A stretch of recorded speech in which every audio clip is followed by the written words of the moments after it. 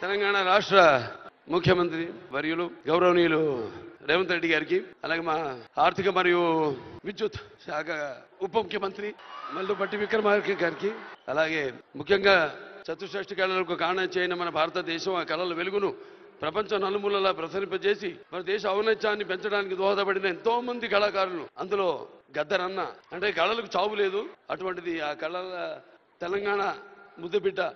గద్దరన్న పేరు మీద ఆయన్ని చిరస్థాయిగా నిలబెట్టే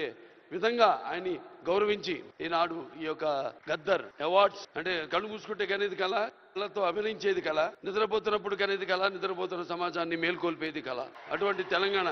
ఒక దళిత కుటుంబంలో పుట్టి అంచెలంచెలుగా ఎదుగుతూ ఆయనకంటూ ఒక ప్రత్యేక స్థానాన్ని సంపాదించుకున్న అన్న గద్దర్ అన్న ఆయన శాశ్వతంగా నిలిచిపోయేలా ఈ యొక్క అవార్డులను ఆయన పేరు మీద ఇవ్వడం నిజంగా తెలంగాణ ప్రభుత్వానికి నా యొక్క కృతజ్ఞతలు తెలియజేసుకుంటున్నాను.